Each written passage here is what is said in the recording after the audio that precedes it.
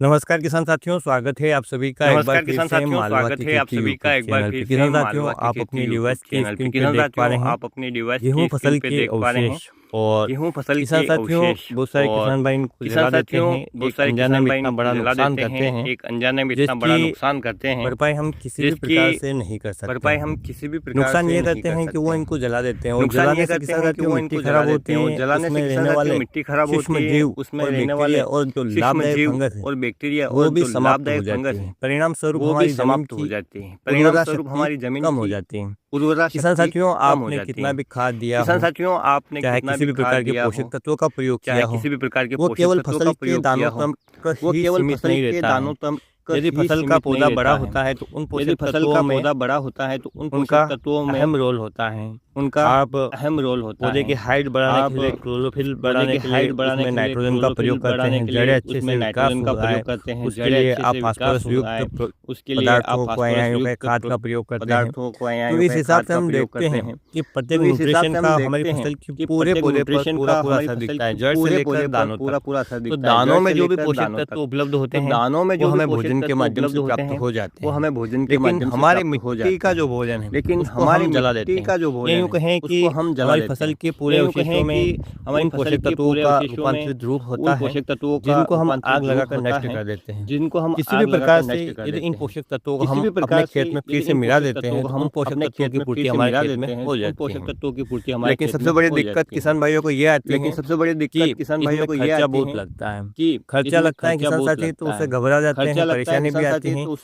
परेशानी आती है, खुरपाई या डोरा चलाने में परेशानी आती है, फसल में पीलापन देखने को मिलता है। तो किसान साथियों, आज की वीडियो हम बात करने वाले हैं कैसे हम अपनी फसल को पीला होने से बचा सकते हैं, साथ ही किसी भी प्रकार की परेशानी ना आए बुआई में या खुरपाई डोरा चलाने में या निंदानाशक या कुछ भी प्रयोग करने में। तो उसके लिए हमें क्या करना चाहिए? तो साधारणतः बहुत सारी वीडियो में आपने देखा होगा कि आपको फॉलो करने की सलाह दी जाती है कि आप खेत में गहरी जुताई करवा लीजिए, तो ये कृषि अवशेष पलटकर मिट्टी में दब जाएंगे और आपका काम आसान हो जाएगा। लेकिन किसान साथियों, सभी किसान भाइयों के लिए हर वर्ष संभव नहीं है। जुताई करना भी काफी महंगा है। इस हिसाब से हमारी लागत बढ़ जाती है, और ज़्यादा खरीफ सीजन में सोयाबीन की फसल बुआई जाती है, तो वहाँ पर उस फसल से इतनी इनकम नहीं है कि हम प्रतिवर्ष फॉलो करके सोयाबीन की बुआई कर सकें। तो किसान साथियों, आप किसी भी और तरीके से भी इनको अपने खेत में मिला सकते हैं, जैसे कि आप मल्चर चला सकते हैं, या आप रोटावेटर चला सकते हैं, या आप पाटा चलाकर 2-3 बार आड़ा खड़ा करके इसको बारीक कर सकते हैं और फिर अपने खेत में मिला सकते हैं। खेत में मिलाने के बाद किसान साथियों, आपकी बुआई में जो डोरा चलाने में जो परेशानी होती है वो तो दूर हो जाएगी। लेकिन एक इसी समस्या जो आपको फिर देखेगी वो होगी आपकी सोयाबीन की फसल में पीलापन आपको दिखेगा। तो किसान साथियों, उसका कारण क्या है और कैसे उसका निवारण किया जाता है ये भी जान लेते हैं। जैसा कि आप जानते हैं कि जब भी जहाँ पर भी आपने चाहे कोई सा भी फसल की घाई की हो, थ्रेशर चलाए हो, जहाँ पर भूसा गिरता है वहाँ पर आपने देखा होगा कि आप काफी इकट्ठा कर लेते हैं, उसके बाद वो कुछ बच जाता है। और जब आप खरीफ सीजन की फसल की कटाई करते हैं तो वहाँ आपने देखा होगा कि फसल की हाइट भी छोटी रहती है, बहुत सारे पौधे वहाँ पर मर भी जाते हैं, पौधे का सही विकास नहीं हो पाता है, शुरुआत से ही फसल वहाँ पर पीली दिखाई देती है। तो इसका रीजन ये किसान साथियों कि जो भी आप के खेत में अवशेष बचे हैं उनमें पोषक तत्व तो अवेलेबल हैं, लेकिन वो आपकी फसल को मिले नहीं। साथ ही वहाँ पर जो पोषक तत्व थे उनको जीवाणुओं ने खा लिया, परिणाम स्वरूप वहाँ पर जो बैक्टीरिया उपलब्ध थे उनकी पूर्ति तो हो गई, लेकिन आपके खेत में जो कृषि अवशेष हैं वो पूरी तरीके से सड़े गले नहीं है, जिसके कारण उसमें जो पोषक तत्व थे वापस मिट्टी में नहीं मिल पाए। तो जो भी बैक्टीरिया है, फंगस है, उनको खाने के लिए भोजन की आवश्यकता होती है किसान साथियों, और वो यही खाते हैं अकार्बनिक पदार्थ, लेकिन उनके साथ साथ उनको कुछ और भी चाहिए। उनको हवा चाहिए, उनको पानी चाहिए, या यूँ कहें कि नमी चाहिए, तापमान चाहिए, और उनको भोजन चाहिए। तो किसान साथियों, जब कृषि अवशेष को आपको सड़ाना हो तो क्या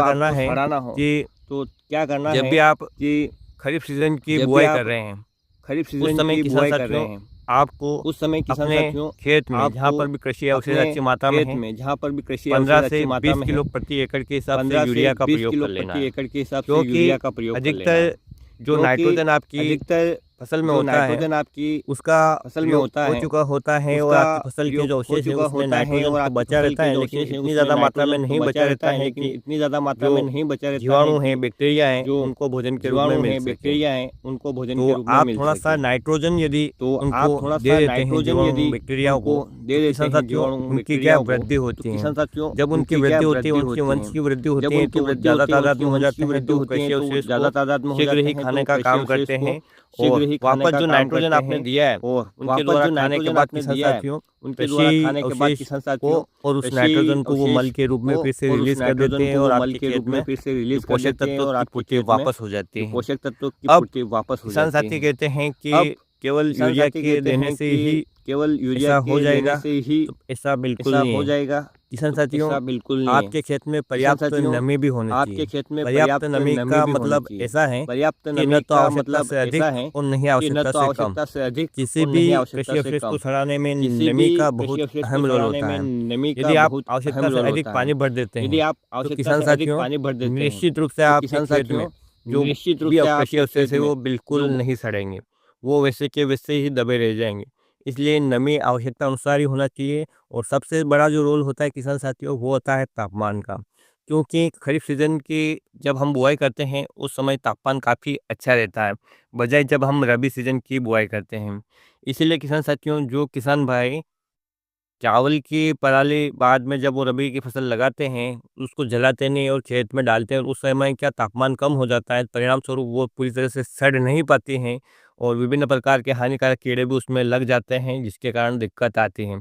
लेकिन यही बात यदि खरीफ सीजन में हो या यूँ कहें कि जब तापमान ज़्यादा हो, जून जुलाई में काफ़ी ज़्यादा तापमान रहता है, तो तापमान की भी काफ़ी ज़्यादा आवश्यकता होती है कृषि अवशेष को सड़ाने में। तीसरा होता है किसान साथियों आपके खेत में वायु संचार भी होना चाहिए। वायु संचार जो बैक्टीरियाओं फंगस को जीवित रखने के लिए होता है। तो किसान साथियों आपके खेत में ये तीनों चीज़ें नमी, पोषक तत्व में नाइट्रोजन और तापमान भी अच्छा होना चाहिए, और काफ़ी ज़्यादा मात्रा में आपके खेत में ऐसे बैक्टीरिया हो, इसके लिए आप उनको पर्याप्त भोजन दें।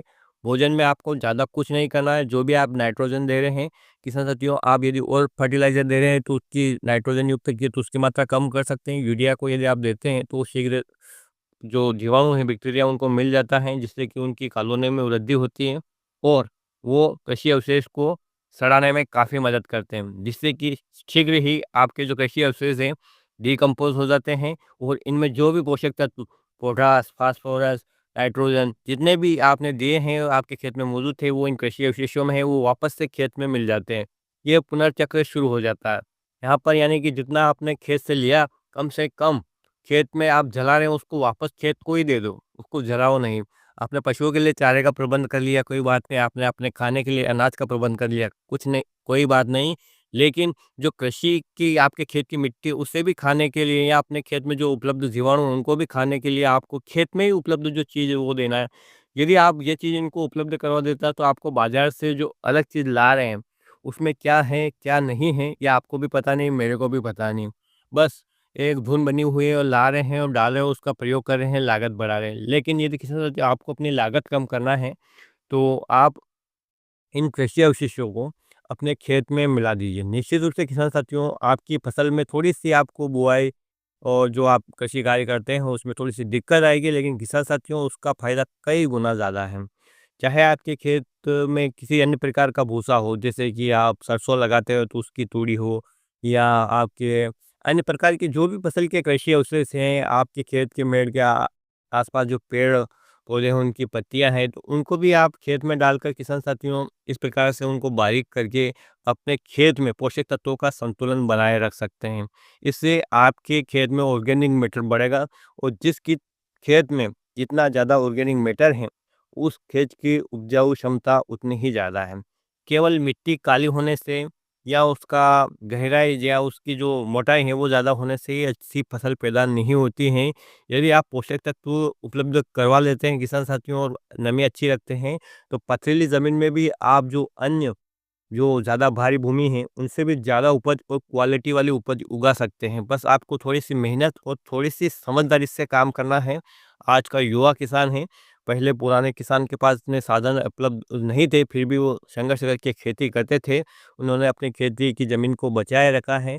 तो अब आपको इस ज़मीन के प्राणों की रक्षा आपको करना है, अन्यथा यदि इसी प्रकार से नरवाई जलाती रही, रासायनिक खादों का अंधाधुंध प्रयोग होता रहा, तो एक दिन किसान साथियों ये हमारी खेती तो होगी, लेकिन इसमें उपजाऊ क्षमता पूरी तरह से समाप्त हो जाएगी। जितना हम डालेंगे उतना भी नहीं कमा पाएंगे।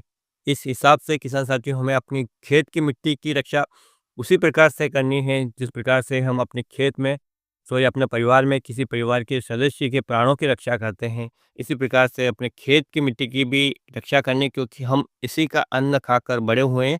यह एक प्रकार से हमारी माँ है, तो माँ के प्राणों की रक्षा करना बेटे का धर्म है, कर्तव्य है। तो आप भी अपनी धरती माता को, अपने खेती मिट्टी की माता, अपने खेती की जो मिट्टी है उसकी सुरक्षा कीजिए और जैविक उगाइए ज़्यादा से ज़्यादा। ऐसा बिल्कुल भी नहीं है कि आप पूर्णतः जैविक उगा सकते हैं, लेकिन जितना ज़्यादा हो किसान साथियों आप प्रकृति के साथ चलिए, प्राकृतिक चीज़ों का प्रयोग कीजिए, रसायनों का कम से कम प्रयोग कीजिए, तो आपकी खेत की मिट्टी जैसा आप इसे बनाओगे वैसी बन जाएगी।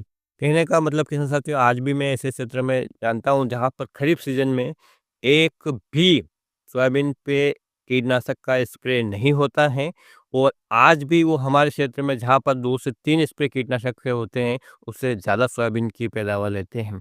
यानी आप जैसा इसे बनाओगे ये वैसी बन जाएगी। यदि आप अत्यधिक रसायनों का प्रयोग करेंगे तो ये उसके अधीन हो जाएगी, और यदि आप इसमें कम रसायनों का प्रयोग करेंगे, जैविक पदार्थों का ज़्यादा प्रयोग करेंगे, तो आपकी जो लागत है वो कम आएगी, और इस प्रकार से जब लागत कम आएगी तो खेती हमारे लिए लाभदायक साबित हो सकती है।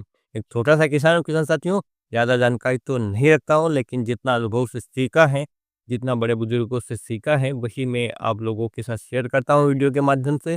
तो उम्मीद करता हूँ कि ये जानकारी आपको पसंद आएगी, और पसंद आएगी तो किसान साथियों इस पे केवल वीडियो लाइक नहीं करना है, इस पे आपको अमल भी करना है। आपके खेत में कृषि अवशेष हैं, तो उनको आप खेत में मिलाइए। लागत थोड़ी-सी शुरुआत में आपको इसलिए दिखेगी कि ज़्यादा आ रही है, लेकिन किसान साथियों उसका फ़ायदा आपको जब आप फसल की हार्वेस्टिंग करोगे तब पता चल जाएगा कि यार मैंने कितना खाद डाला और कितना मुझे फ़ायदा हुआ। तो किसान साथियों आज की वीडियो में इतनी जानकारी, फिर मिलते हैं एक नए वीडियो में नई जानकारी के साथ। तब तक के लिए ख्याल रखिए आप अपना, अपने परिवार का, अपने पशुधन का। वीडियो देखने के लिए आपको बहुत-बहुत धन्यवाद। जय हिंद, जय जवान, जय किसान।